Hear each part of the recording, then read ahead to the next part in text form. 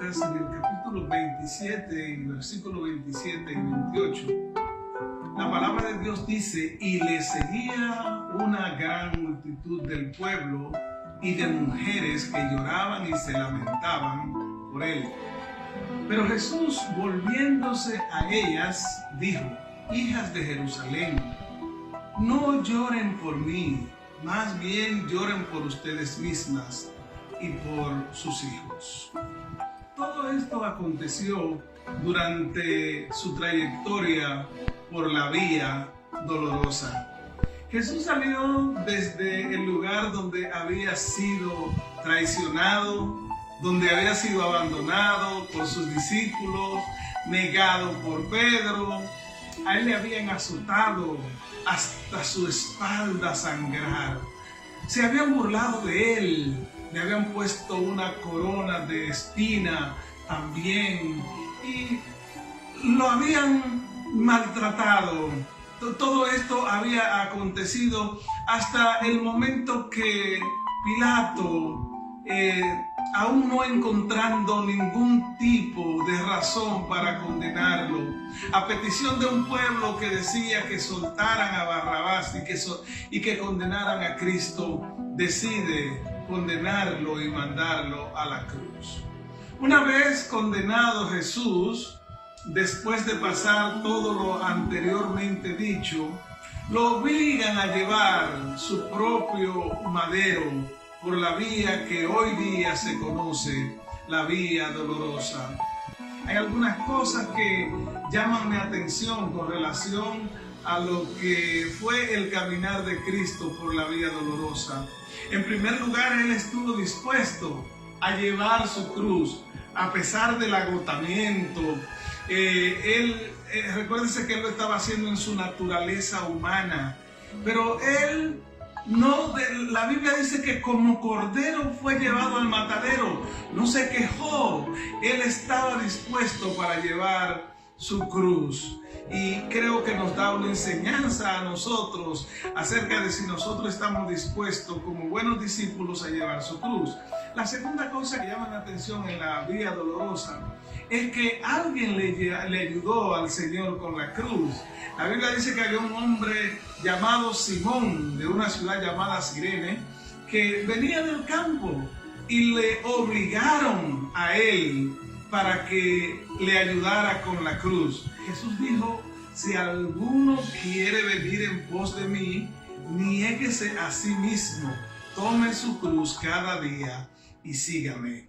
Así que usted y yo podemos tomar la cruz y ayudar a hacer lo que Cristo haría en este tiempo con el necesitado, ayudando a otros a conducirlo hacia los pies de Cristo y que sean salvos. La tercera cosa que llamó a mi atención es que Jesús no estaba tan preocupado por él.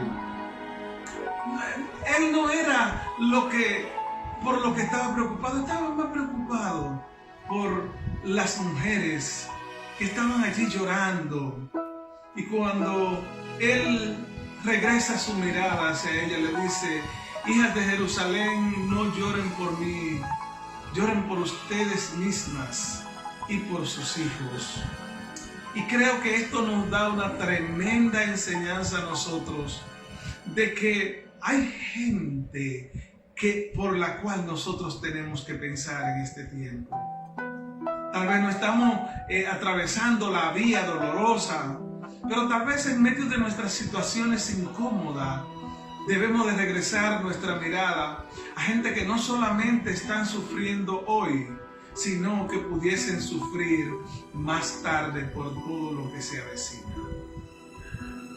Todo esto aconteció antes de que Cristo estuviera clavado en la cruz. Una vez crucificado, Cristo pronunció 7 importantísimas frases que todavía, más de 2000 años después, siguen ministrando y causando una gran impresión en la gente. Vamos a escuchar hombres y mujeres de Dios que nos van a guiar a través de las 7 palabras de Cristo en la cruz.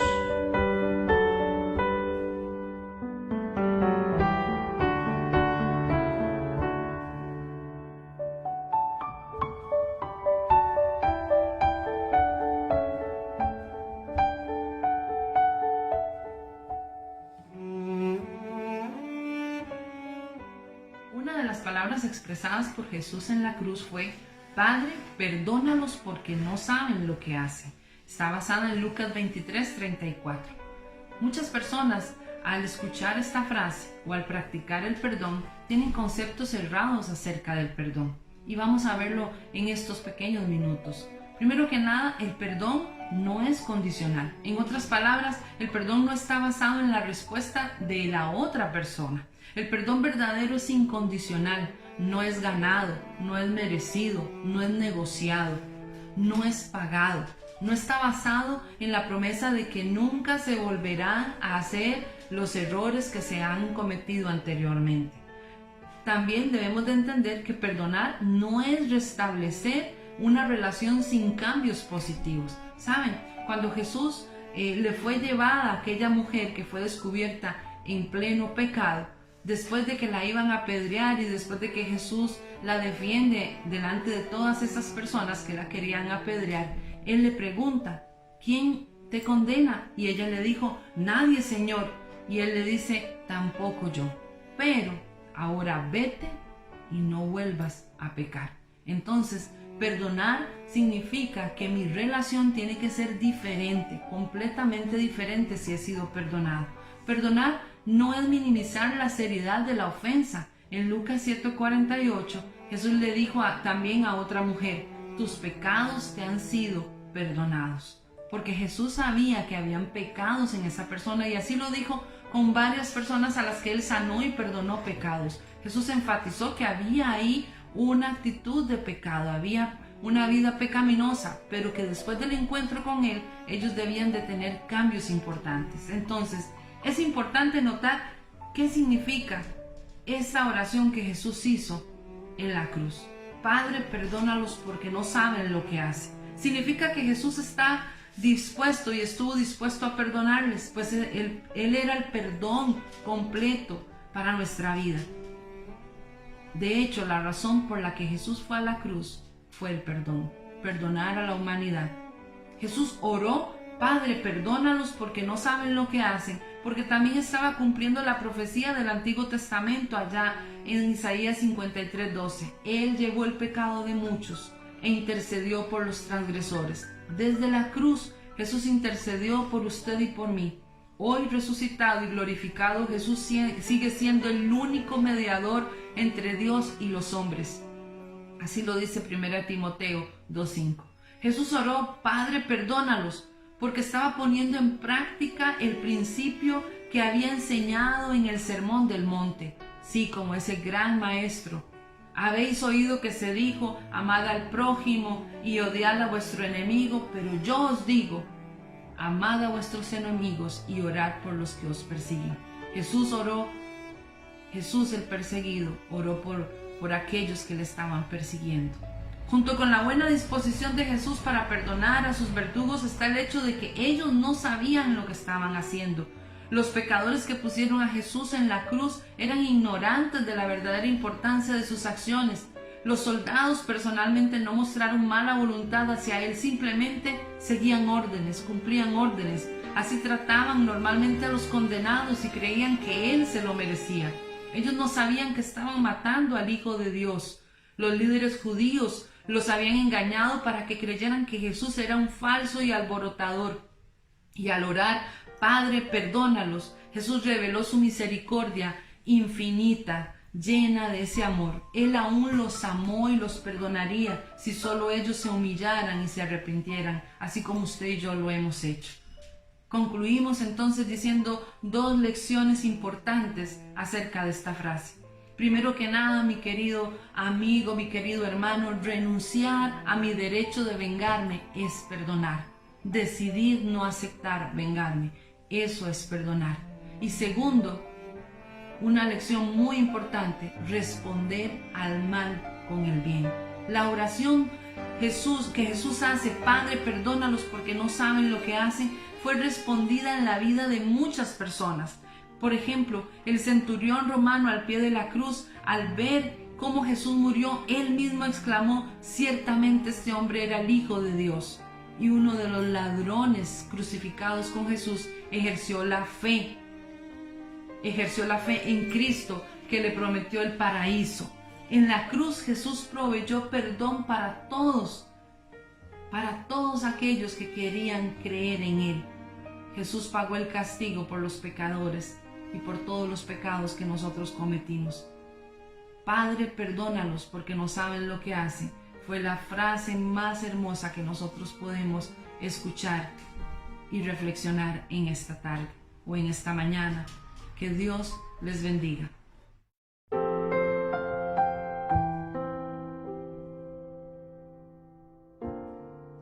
Me gustaría compartir con ustedes la segunda palabra que dijo Jesús en la cruz del Calvario.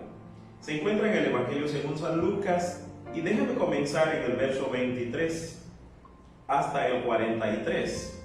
Y la palabra dice: y uno de los malhechores que estaban colgados le injuriaba diciendo: si tú eres el Cristo, sálvate a ti mismo y a nosotros. Y respondiendo el otro, reprendiéndole, diciendo: ¿ni aún tú temes a Dios estando en la misma condición? Y nosotros, a la verdad, justamente padecemos porque recibimos lo que merecieron nuestros hechos, mas este ningún mal hizo.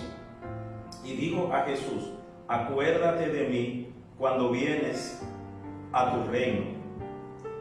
Entonces Jesús le dijo: de cierto te digo que hoy estarás conmigo en el paraíso. Y me parece que esta porción de las Sagradas Escrituras nos habla básicamente de dos cosas.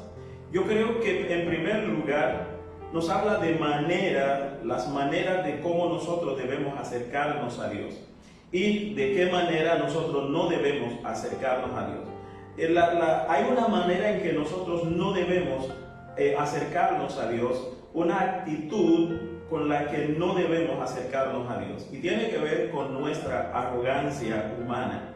La Biblia dice que este primer malhechor que estaba colgado al lado de Jesús en la cruz comenzó a injuriarle y a hablar mal de él, pero al mismo tiempo él estaba diciendo: bueno, sálvate a ti mismo y sálvanos también a nosotros. Fíjese que él quería que Jesús lo salvara. Sin embargo, ¿con qué actitud se acerca a él, hablando de que le estaba injuriando y diciendo cosas malas de él?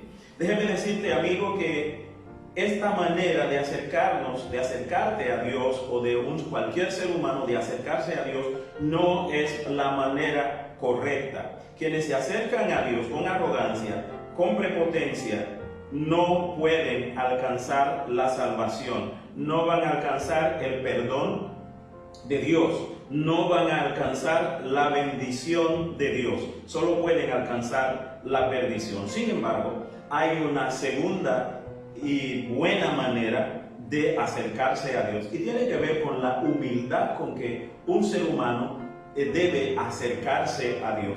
Fíjese que el otro que estaba también colgado al lado de Jesús, estaba colgado allí al lado de Jesús, y Jesús le dice, y él le dice a Jesús, bueno, primero a su amigo, ¿verdad? Y al otro que estaba a su lado, le está diciendo: oiga, ni siquiera porque tú estás en la misma condición, colgado en un madero, tú temes a Dios. Mira cómo tú hablas. Y entonces dice la Biblia que él reprendió a aquel que estaba hablando mal, y le dice: bueno, nosotros estamos aquí de acuerdo, estamos recibiendo el pago de nuestras acciones, de nuestros hechos, pero este hombre nada ha hecho. Aquel reconoció lo malo que se había comportado. Este segundo hombre, malhechor también, pero reconoció que había hecho mal. Pero reconoce que Jesús es justo. Y yo creo que es una buena actitud de cualquier ser humano acercarse a Dios, reconocer que yo soy pecador y que Jesucristo es justo, Él es bueno, Él es santo. Y en esa actitud el hombre le dice a Jesús: acuérdate de mí cuando vengas en tu reino. Acuérdate de mí cuando tú vengas en tu reino. Y por eso el hombre escucha la voz de Jesús que le dice: de cierto te digo que hoy estarás conmigo en el paraíso. Y cualquier ser humano que se acerca a Dios con ese tipo de actitud de humildad, de arrepentimiento, de confesión de su pecado, puede escuchar esa promesa de parte del Señor que le dice: hoy estarás conmigo en el paraíso. Si tú te acercas, si yo me acerco a Dios en esa actitud correcta, entonces nosotros vamos a tener a nuestra disposición esta promesa, vamos a ser herederos de esta promesa de estar con el Señor en el paraíso. Que Dios te bendiga rica y abundantemente.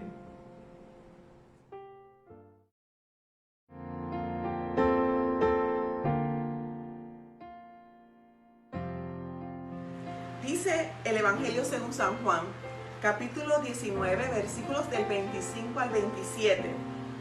Estaban junto a la cruz de Jesús su madre y la hermana de su madre, María, mujer de Cleofás, y María Magdalena. Cuando vio Jesús a su madre y al discípulo a quien él amaba, que estaba presente, dijo a su madre: mujer, he ahí tu hijo. Después dijo al discípulo: he ahí tu madre. Y desde aquella hora el discípulo la recibió en su casa. Oremos al Señor. Padre, en el nombre de Jesús, Señor, esta es tu santa y bendita palabra. Sabemos que tú tienes palabras de vida para cada uno de nosotros, Señor. Habla a tu pueblo, háblame a mí en esta hora, Señor. Gracias, gracias, mi Dios. Amén. Amados, es muy significativo que las primeras palabras que Jesús dijo en la cruz fueron una preocupación genuina y cuidado sobre su madre. El corazón de aquella madre, de su madre María, estaba lacerado por el dolor, estaba siendo traspasado, como había sido profetizado, por la agonía que en aquella hora sufría su hijo, aquel ser tan precioso que le había sido dado por Dios y que nació, que ella lo dio a luz en un establo en Belén. Ella como madre siempre estuvo con él. Cuando comenzó el ministerio de Jesús allá en las bodas de Caná de Galilea, estaba María y le dice al maestresala de la fiesta: hagan todo lo que él les pida. Ella sabía desde el principio que era un ser muy especial. A estas alturas de la vida de María ya ella era viuda. Era su hijo mayor, Jesús, el que estaba proveyendo seguramente para todas sus necesidades. Ahora, en este momento, ya al pie de la cruz, además de ver a su hijo sufrir la trágica muerte que experimentaba, su madre iba a quedar destituta. Pero ella conoció al Señor, su buen pastor. La palabra del Señor dice que Jehová es mi pastor, nada me faltará. María necesitaba allí un refrigerio de lo alto y Jesús, su Hijo y Señor, se lo dio. El Dios hecho hombre estaba viviendo la palabra, haciéndola realidad. Jesús nos recuerda, amados, que su amor y su verdad nos hacen, por su espíritu, mejor seres humanos cada día. En este último acto de amor por su mamá, Jesús expresa la importancia del cuidado por todos aquellos que nos rodean, en especial por los que son más vulnerables. Jesús entrega la protección de su madre a su amigo y discípulo amado Juan. Y dice la palabra que desde ese día, Juan se la lleva para su casa a María. En los momentos más difíciles es que en realidad, hermano, se comprueban las relaciones, ¿verdad? ¿Sabes que al pronunciar estas palabras, Jesús establece una nueva relación entre su madre y aquel discípulo? Él es el amor personificado y su mandato dejaba amor que se manifestaría a través de la obediencia, a través de la nueva relación, a través de la sumisión y la provisión. Aún bajo el mayor estrés, Cristo sigue atendiendo a otros, porque la atención de Él hacia toda la humanidad es íntegra, es holística. Jesús ve la relación familiar más amplia de lo que cualquiera de nosotros la puede ver. y establece vínculos en el cual no necesariamente tiene que ver el parentesco sanguíneo, sino es un vínculo que es de amor. Jesús no se distancia de los que ama, no busca culpar a otros, sino que Jesús ve la necesidad y actúa. Él provee para la necesidad. Las epístolas nos dan el ejemplo del apóstol Pablo y el cuidado que él tuvo en la relación con un hermano que conoció en Efesios, llamado Onesíforo, al cual él restauró y fue su padre espiritual. Luego, cuando Onesíforo va a Roma, porque Pablo estaba encarcelado allá, Onesíforo fue de refrigerio a la vida de Pablo, le hizo provisión y lo refrescó en medio de su tribulación. Dice 2 de Timoteo 1:16: conceda el Señor misericordia a la casa de Onesíforo, porque muchas veces me dio refrigerio y no se avergonzó de mis cadenas.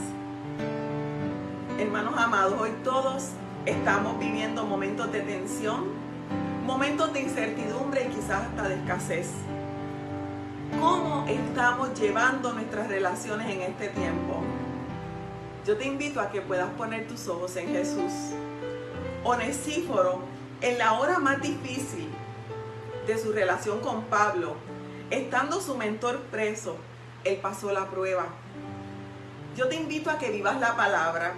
Hoy tú puedes ser ese refrigerio que tu familia y otros en tu entorno necesitan. Refresca el dolor de otros, aún en medio de tu propio dolor y de tu necesidad. Amén, hermanos, le estamos saludando desde acá, desde Cuba, del distrito Cuba Este. Es para nosotros un privilegio poder estar compartiendo este momento de oración y de adoración en esta Semana Santa, para que toda nuestra región Mesoamérica pueda recibir de parte nuestra este tiempo tan agradable y de bendición. En medio de tiempos tan difíciles y convulsos que están viviendo, pues tenemos también un tiempo de agradecimiento a nuestro Dios, recordando la Semana Santa.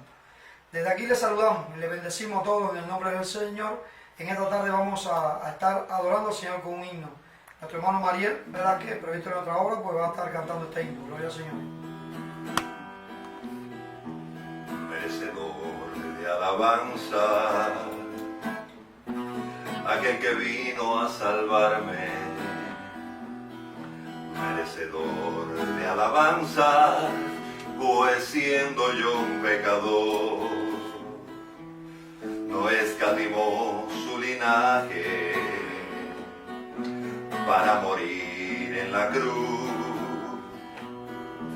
Merecedor de alabanzas por los siglos, mi Jesús.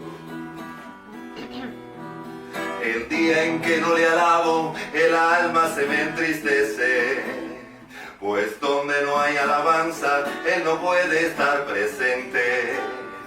Un sacrificio tan grande no puedo pasar por alto. 3 veces le digo santo, aunque digan que estoy loco. El día en que no le alabo, el alma se me entristece, pues donde no hay alabanza, Él no puede estar presente. Un sacrificio tan grande no puedo pasar por alto. 3 veces le digo santo, aunque crean que estoy loco. Merecedor de alabanza, aquel que vino a salvarme.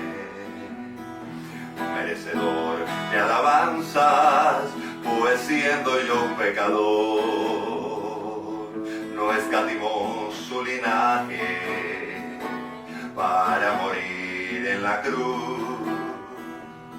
Merecedor de alabanza por los siglos, mi Jesús. El día en que no le alabo, el alma se me entristece, pues donde no hay alabanza, Él no puede estar presente. Un sacrificio tan grande no puedo pasar por alto. 3 veces le digo santo, aunque crean que estoy loco. Loco, loco, loco.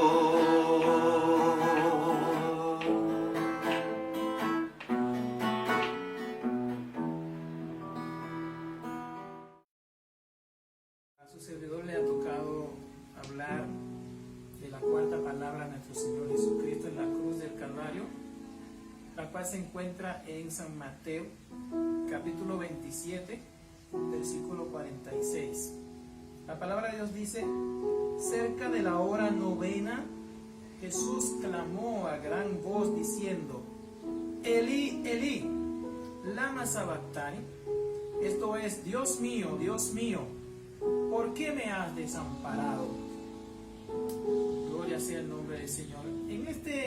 En esta palabra de Jesús, nosotros nos encontramos en el pico de su sufrimiento. Es el momento cumbre en cuanto al dolor se refiere. En ese momento el maestro se encuentra solo. Acuérdense que los discípulos los habían abandonado desde el principio, desde que estaban en el Getsemaní. Los discípulos se habían ido corriendo, ya no tenía nadie apoyándole. Y ahora en ese momento tan agónico, en donde él está en el pico del sufrimiento, donde los soldados están burlándose de él, él se encuentra solo. Él se encuentra en un momento de soledad. ¿Y por qué el maestro se encuentra en ese momento de soledad? Mucha gente tratan de explicar, buscar una razón. Dicen que el Padre lo abandonó en ese momento porque ya la carga del pecado era muy grande sobre él. Otros dicen que era que ya el Señor mismo se había sentido en esa situación. Pero yo quiero pensar que este momento no es un momento cualquiera, no es un momento que sucedió por suceder. De hecho, en el Salmo capítulo 22 vemos una exclamación del salmista sobre estas palabras de Jesús en la cruz. El salmista dice: Dios mío, ¿por qué me has desamparado? ¿Qué es lo que está pasando en este momento? ¿Qué es lo que está pasando en ese momento en donde Cristo clama al Padre? ¿En realidad el Padre lo abandonó? Sabemos que no, pero Cristo se sintió así porque recuerden que quien está en la cruz es el Jesús humano.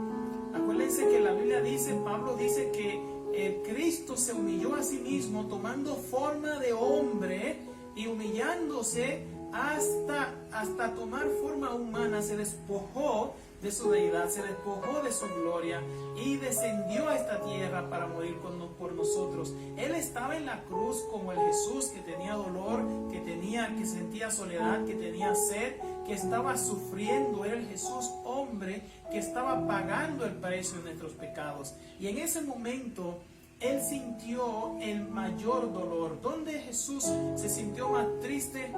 Primero en el Getsemaní, cuando allí estuvo orando al Señor, dice la Biblia, él le dijo a los discípulos: mi alma está triste hasta la muerte. En ese primer momento. Ahora en un segundo momento en la cruz lo vemos diciendo: Padre, ¿por qué me has desamparado? La agonía del Getsemaní se traslada a la agonía de la cruz y allí vemos al Maestro, a nuestro Señor, clamando en un momento de desesperación, de dolor, pero era la cumbre. Ahí era que él estaba cumpliendo realmente lo que estaba dicho de él, lo que dijo Isaías: más Jehová cargó en él el pecado de todos nosotros. Juan 3:16 dice: de tal manera amó Dios al mundo que ha dado a su Hijo único, para que todo aquel que en él cree no se pierda, mas tenga vida eterna.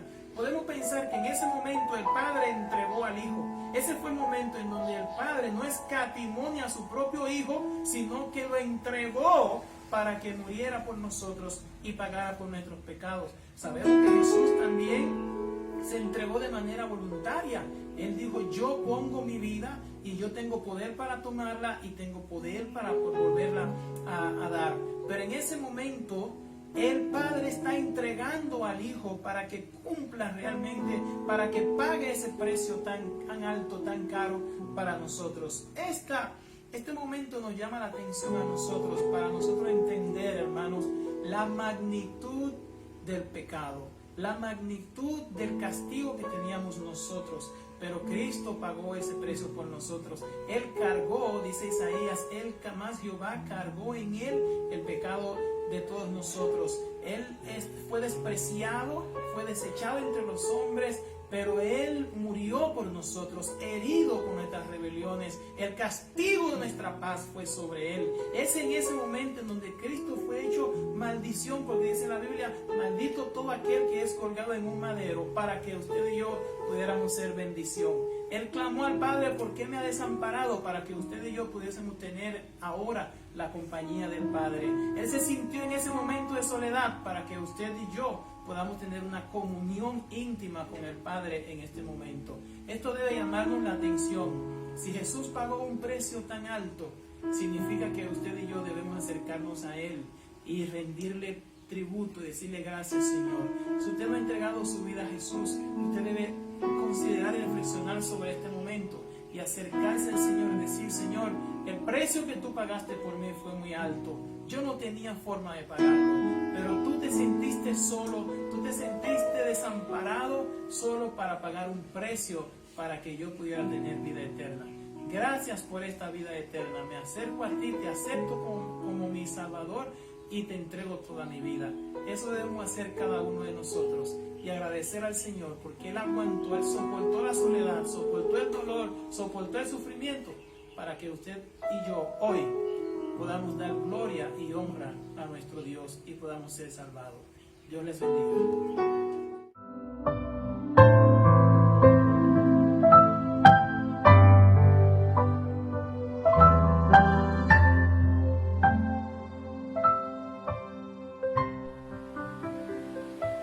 La quinta palabra de Jesús: tengo sed. Y esa es la palabra de la necesidad. Juan 19:28. Después de esto, sabiendo Jesús que ya todo estaba consumado, dijo para que la escritura se cumpliese: tengo sed. Jesús está expresando en este pasaje su necesidad humana. Una necesidad de cumplir con la voluntad de su Padre, pero también de suplir las grandes necesidades del ser humano.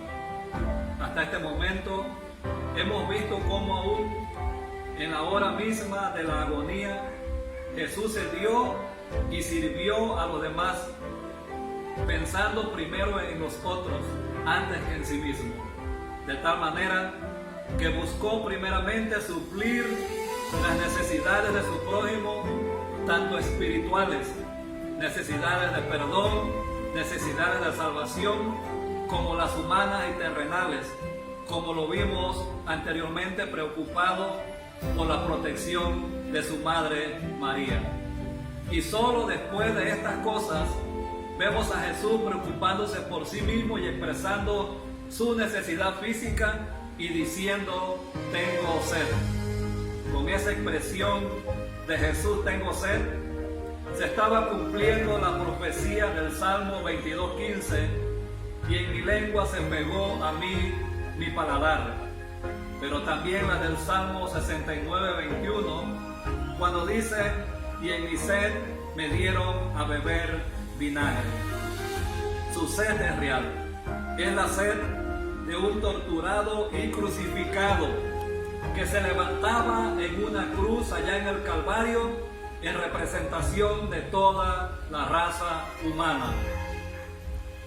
Tengo sed nos indicaba la necesidad real, una necesidad física que se había intensificado por la crucifixión, pero también nos recuerda que más intensa que una necesidad en lo físico, Jesús padecía de una sed espiritual por la salvación y por la restauración de todo ser humano. El Evangelio de Marcos nos afirma que el vinagre que le ofrecen a Jesús en la cruz es vino mezclado con mirra.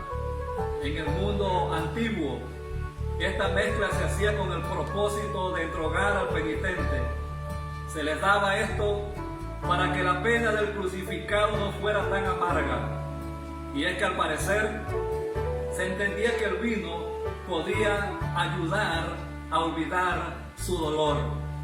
Y creo que este es un cuadro que a todos nosotros en este momento nos parece conocido, ya que nuestros países viven momentos tan difíciles y amargos que muchas personas desean con ansiedad escapar de esta realidad y lo hacen de manera equivocada.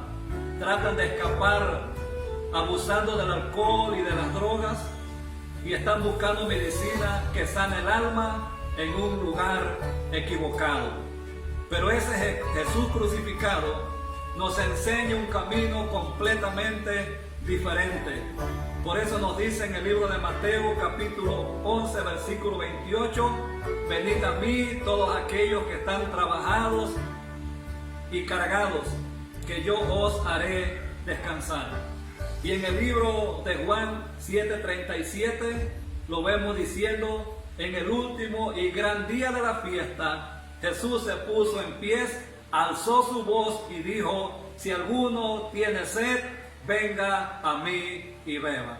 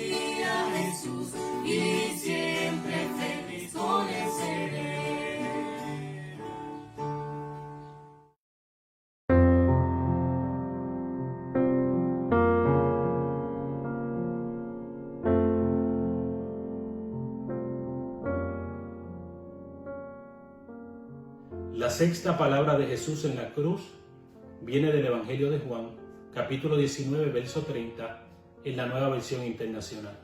Al probar Jesús el vinagre dijo: todo se ha cumplido. Luego inclinó la cabeza y entregó el Espíritu. El Evangelio de Juan es el único que registra la sexta palabra de Jesús. En el idioma griego, ya faltando poco para morir, Jesús dice tetelestai, que en español se traduce terminado, logrado, pagado en su totalidad. Miremos a Jesús en la cruz, ya cansado, sin fuerzas, pronuncia: consumado es, cumplido está, todo se ha cumplido.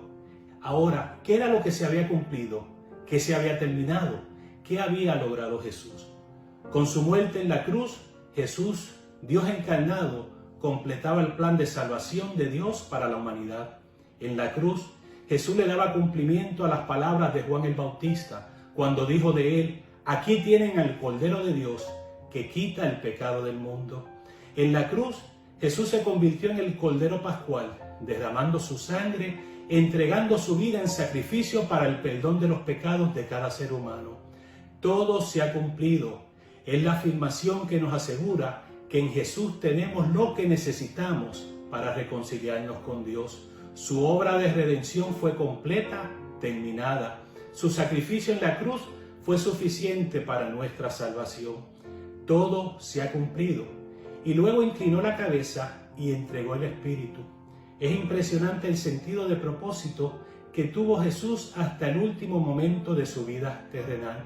Jesús siempre estuvo claro para qué había venido. Desde el momento que oró por sus discípulos, en Juan 17:4, Jesús le dijo al Padre: yo te di la gloria aquí en la tierra al terminar la obra que me encargaste. Jesús nunca estuvo confundido de cuál era su tarea, y por eso su agenda, su manejo del tiempo, las actividades que realizaba, la gente con la que se relacionaba, las decisiones que tomaba, las palabras que decía, todo giraba en torno a ese propósito. Jesús estuvo claro que Él había venido a cumplir la palabra dicha sobre Él, había venido a convertirse en el Salvador del mundo. Fue por esa claridad de propósito que pudo soportar el castigo y caminó voluntariamente a la cruz entregando su vida para reconciliarnos con Dios, para que pudiéramos recuperar nuestra relación con nuestro Creador y se restaurara la imagen de Dios en nuestra vida. Todo se ha cumplido. Fue la forma de Jesús decir: mantuve el enfoque, no me desvié del propósito, no perdí el tiempo, hice lo que tenía que hacer, aunque fue costoso. Ahora te pregunto, ¿podrás presentarte ante Dios y decir como Jesús: Señor, todo se ha cumplido? ¿Podrás decirle: Señor, cumplí tu propósito en mí, obedecí el llamado que me hiciste, viví en santidad, procuré que otros conocieran el amor de Jesús, di el máximo de mí, usé los dones que me diste, fui fiel en lo que me entregaste? Debe ser nuestro anhelo que cuando llegue el día y veamos al Señor cara a cara, podamos decir sin dudas: Señor, todo lo que tenías pensado para mí, todo, Señor, todo se ha cumplido.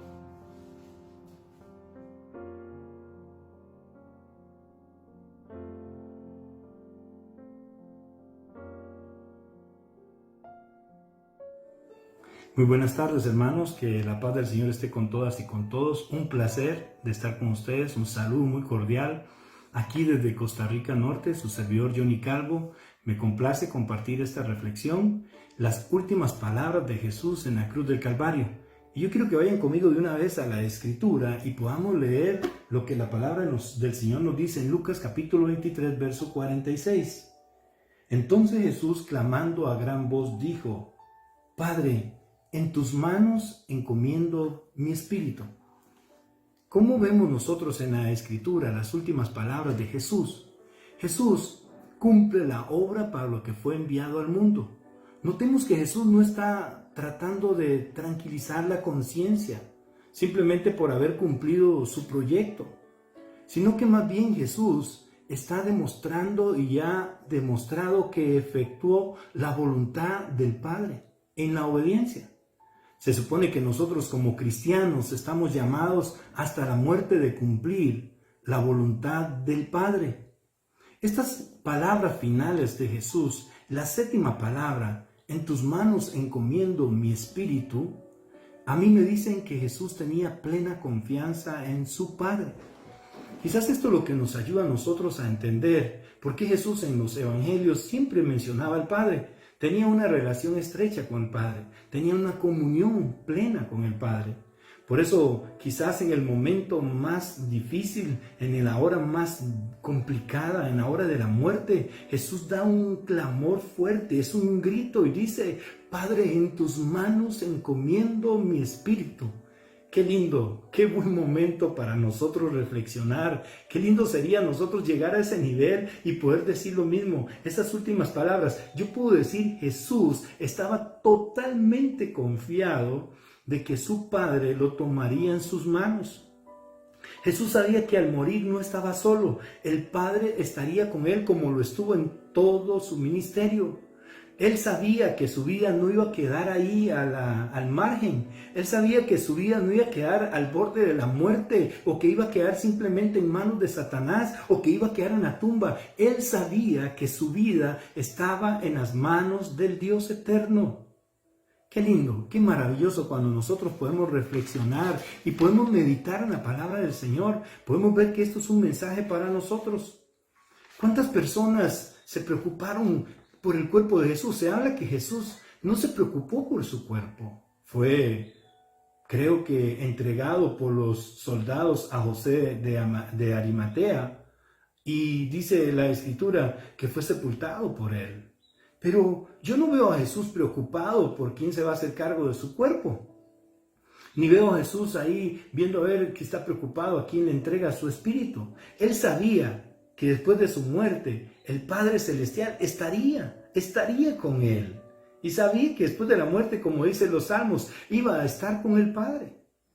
¿Cuántas personas hoy en este momento, y precisamente por la etapa que estamos viviendo, por lo que estamos pasando, cuántas personas se están preocupando más quizás por el féretro, por el servicio fúnebre? ¿Cuántos se están preocupando por dejar todas las cosas arregladas y los bienes repartidos? ¿Cuántos se estarán preocupando más por esos detalles materiales y no están pensando siquiera en quién van a entregar su espíritu?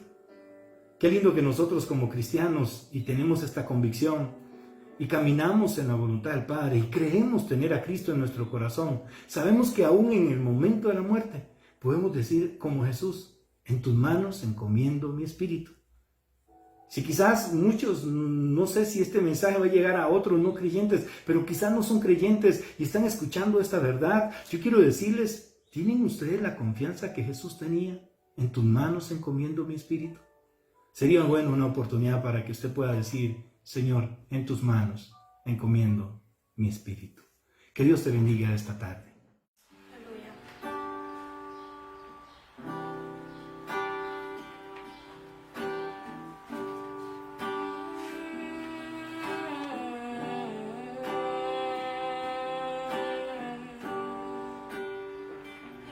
Nada que yo pueda hacer la puede detener. No hay enfermedad que no pueda quitar. No hay culpa ni ansiedad, no, que Él no pueda quitar. Restaura el interior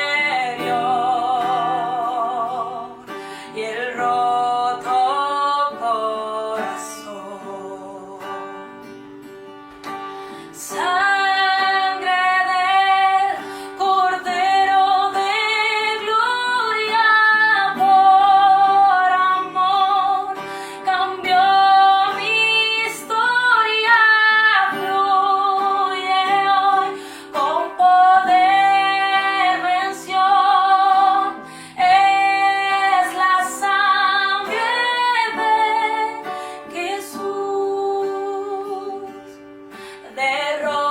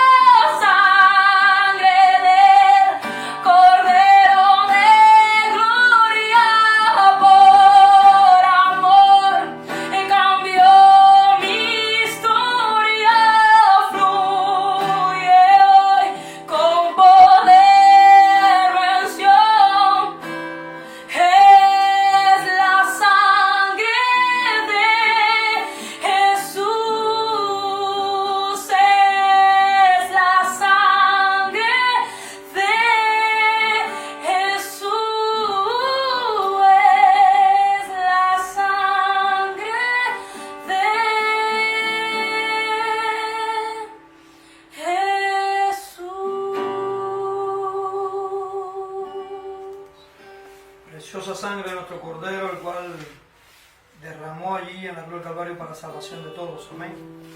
Damos gracias a Dios por esta Semana Santa, aún en medio de dificultades y batallas. Le transmitimos una palabra de paz y de confianza. Y queremos transmitirle que se arreguinde de las promesas de Dios, que son fieles y verdaderas. Ellas no fallan, ellas siempre están ahí. El Señor es fiel. En medio de tantas circunstancias de este mundo, la fidelidad de Dios permanece. Hay una promesa muy linda donde dice: plaga no tocará nuestra morada. El Señor tiene guardado a sus hijos y a su pueblo. El Señor tiene guardado a aquellos que le aman. Amén. Y aún si nos tocara partir de esta tierra, pues tenemos la confianza de tener la salvación del alma, que por eso Cristo dio su vida en la cruz del Calvario. Queremos en esta tarde unirnos a toda nuestra región de Mesoamérica y tener un momento de oración para bendecirles y pedirle al Señor que nos guarde y nos bendiga en estos tiempos tan tremendos, difíciles, pero siempre digo de gran bendición, porque el Espíritu Santo de Dios está con aquellos que le buscan. Oremos. Soberano Rey, te damos gracias. Para nosotros es un privilegio ser tus hijos. Podríamos decir en esta tarde: gracias Dios por Jesús. Podemos decir gracias Jesús por el Espíritu Santo, el cual nos guía, aleluya, hacia toda verdad.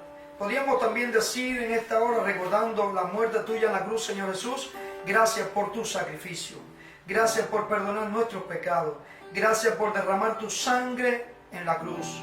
Gracias por ser nuestro Salvador. Gracias por ser nuestra ayuda. Gracias por ser nuestro refugio. Gracias por ser, aleluya, la persona en la cual confiamos. Gracias porque cuando se han cerrado tantas puertas en este mundo, la puerta del cielo sigue abierta. Tus brazos siguen abiertos, esperando, Señor, aleluya, por nosotros, para bendecirnos y ayudarnos y animarnos. Padre, ruego que tú bendigas a todos nuestros pastores y líderes, Señor. Que tú, Señor, nos dé fuerza, que podamos seguir adelante. Guarda tu iglesia en medio de estos tiempos. En medio de estos tiempos, haz conocer tu palabra. Señor, danos la estrategia para llevar adelante tu palabra. Para llevar adelante, Señor, el mensaje de tu palabra, para que muchos se puedan acercar a ti, Señor. Señor, en esta hora también oramos y rogamos para que tomes control de este mundo y frenes toda epidemia y toda enfermedad. Para ti no hay nada imposible. Para ti, Señor, aleluya, todo es posible. Por tanto, rogamos que reprendas y eches fuera toda enfermedad y sana las almas que están enfermas. Y permite, Señor, que, aleluya, puedan conocerte, aleluya, acercarse a ti. Permite que este tiempo de tanta lucha, de tanta prueba, de tanto temor, Señor, pues las vidas puedan mirarte a ti, porque la solución a lo mejor no es el medicamento. La solución más grande que tenemos en estos tiempos debemos confiar que es la tuya, Señor, en la sangre de Cristo. Podemos confiar, aleluya, de que tú tienes todo bajo control. Y dice tu palabra que por tus llagas todos hemos sido curados. Pero tu palabra también declara, Señor, que plaga no tocaría nuestra morada, que no tendríamos temor de la mala noticia, que tú eres nuestro Dios y nuestro proveedor de todas las cosas que os hacen falta conforme a tu riqueza en gloria. Y confiamos en tus promesas, que son fieles y verdaderas, Señor. Bendecimos a nuestros líderes, Señor. Rogamos para que la paz tú inunde cada corazón y que tú les llenes de paz y tranquilidad, Señor. Que las promesas de Dios se hagan más vigentes que nunca en el corazón y en la vida de aquellos que te han conocido. Y aún los que no te conocen puedan llegar a conocerte, para que esta confianza llegue a ellos también. En el nombre de Jesús. Amén. Y gracias, mi Rey. Amén. Aleluya.